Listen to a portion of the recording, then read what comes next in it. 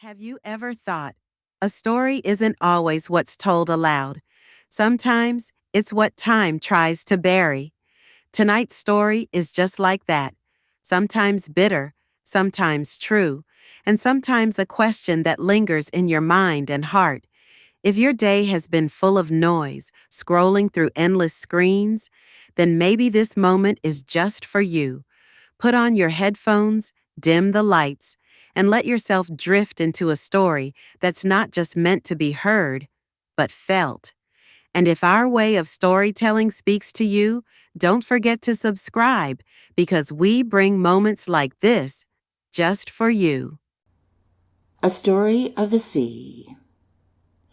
There have been mortals, favorites of the gods, to whom it was given to understand the language of the lower animals, and such I have ever envied, for beast and bird have seen and heard that which man knoweth not.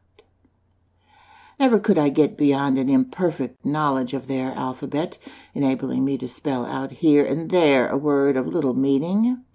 But the great ocean's never-ceasing speech was ever plain to me, and many a midnight hour I have paced the cool sands that girt my island home, and listened with reverential awe to the secrets it whispered to the sensuous southern breeze that kissed its bosom. Strange stories of wreck and wraith, wild wars and desperate deeds mingled with those of love and honor, shame and sacrifice, crowding upon each other like spectres in a dream. One night, when the new moon hung like a silver crescent pendant from Venus' flaming orb, in a summer sky thick inlaid with patines of pure gold, I heard the lazy waves breaking like slumberous thunder upon the long, low beach, and said, "The sea is calling me," and I went. Far out upon the long pier, where the waves could dash their spray like a shower of cool pearls in my face, I lingered long and listened to a story, sad and strange as a sweet-voiced woman telling in a foreign tongue, and punctuating with tears and sighs a tale of true love turned awry. Upon the beach they walked, in days that seemed to man long, long ago. How brief and strange the little lives of men, and so beset with customs framed to cramp the heart and curse the soul before its time. To me, here since time began to build that bridge of sighs and tears that link the two eternities, it seems but yesternight that hand in hand they wandered here, so wrapped in happiness, born of equal love, that they heeded not my glories spread forth to tempt their praise. I curled my snowy spray about their feet, flashed back the silver beams of harvest moon in one long shimmering sheet of mellow light, rolled waves of brilliant phosphorescence that seemed like silver billows, diamond-studded, breaking on a beach of gold, and sang the sweetest odes of the poets of 10,000 years. But they heard nor saw aught but the beating of their hearts in holy rhythm, and the love-light flaming like fires celestial in each other's eyes. Anon, bare-armed, bare-limbed, shamed yet happy, they sought the wave, and I cradled them on my bosom, and heard them whisper of laws defied, and cruel customs set at naught, and the higher law of love. But fearful she spoke and sighed, yet clung the closer to him, as though the earth and sea contained but one perfect model of a man, and that were he. Hour by hour they hovered near me, and 1,000 times she swore to him that their lives were so entwined that separation were death to her, and kissed his lips, his eyes, his hands, and wished she were his wife, that they might blazon to the great round world the love they fain would hide from heaven. One little year went by, and they came again, not walking hand in hand. He spoke to her, and she answered with bitter scorn. He touched with trembling lips upon the old days when love was lord of their two lives. But she mocked at love and him, and bade him leave her. Then he that was wont to rule first learned to sue, and vainly, for her heart was cold as the ashes of long-forgotten kings, cruel as wintry winds blown across icy northern seas. "It is a guilty love," she said, and he looked at her as if doubting that he heard, then turned and went like one that dreamed, for thought of wrong to her had dwelt not with him. He had but worshipped her as devout Sabaean might the sun and host of heaven. Again he came, but he was all alone. Long and lonely he paced the dreary beach beneath the wintry sky, until the cold mists seemed changed to mellow light, the stormy sky to one of summer, gemmed by myriad stars and queened by harvest moon. The cool wind sweeping o'er the barren waste to music and the merry laughter of men and maids, and she was by his side, her love-lit eyes making the blood dance through every vein. He put forth his hand to her, but the sky changed from gold to lead. The driftweed blew about his feet. The cold mist settled down upon him and crept with icy fingers into his heart.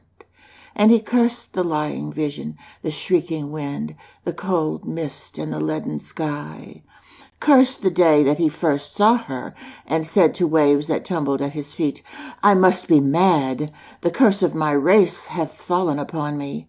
Else why do I see that which is not, hear voices that are far away? Why do I cherish the image of a fickle woman who, swept along by a gust of passion or sickly sentiment, thought for a day she loved me, but did not, nor ever loved aught in life but her own selfish self?" And he called her name to the wind and waves, but coupled with it a curse, deep and bitter, as those that burst in sulphur breath from the parched lips of the damned, and a voice came back from out the gloom that seemed to mock him. Furious as a demon disturbed at some hellish rite, he turned and shrieked to the mocking voice, and bade it come to him, that he might wreak upon its owner such vengeance as would appall the world.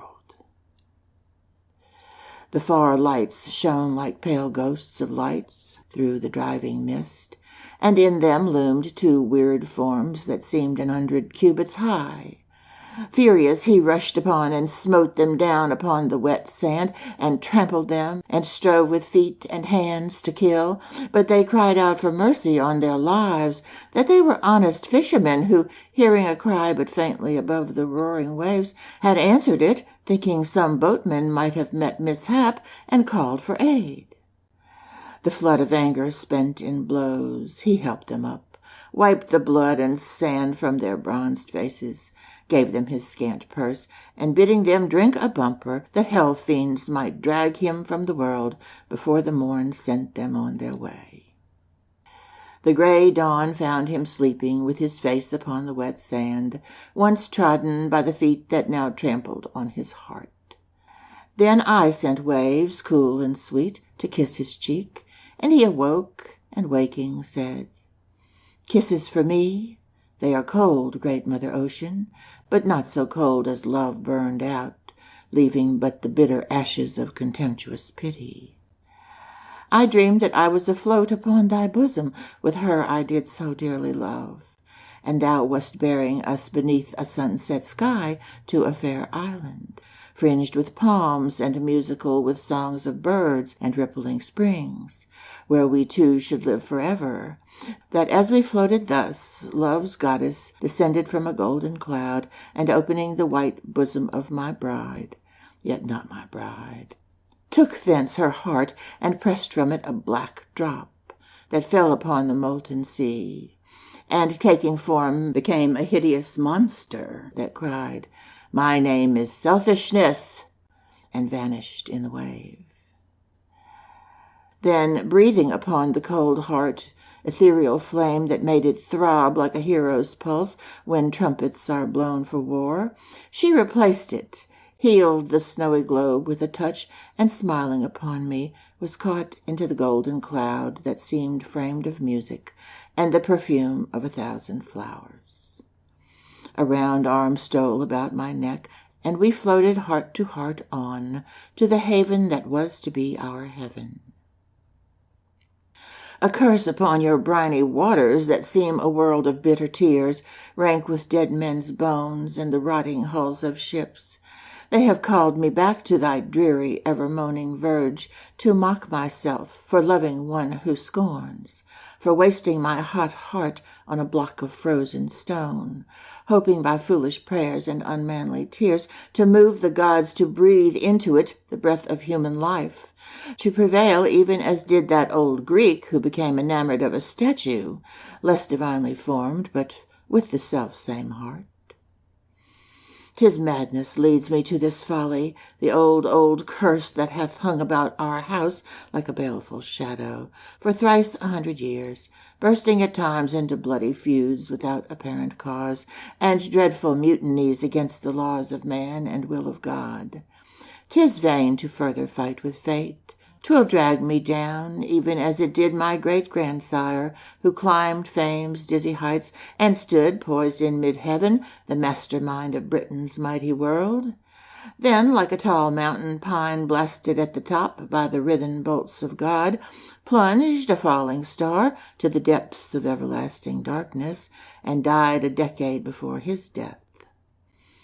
Nor iron will descended through my sire from a score of barbarous kings, nor mother's prayerful amulets, woven like golden threads through every low, sweet lullaby that soothed my infancy, can avail me aught. I can but fight and fall. She might have helped me beat back the shadows, but would not. And 'tis well. Then taking from a case a withered rose, he kissed it, cast it far out upon the wave, watched it dance there, and said with a bitter smile, "The last link that binds me to other days, and it is broken. The wage of sin is death, and I am dead these long months past, and fathoms deep in hell yet walk the earth, because nor land nor sea will yield a resting place among its honored dead to one so ignobly slain." This is where the story ends. How did you like it? If you enjoyed it, please leave your thoughts in the comments. And if you'd like any changes in the story, feel free to share. Share this story with your friends who are seeking peace amidst their busy lives. It might just bring them some comfort. Also, subscribing to our channel would mean a lot to us, and your support will bring us joy. See you in the next story. Until then, goodbye.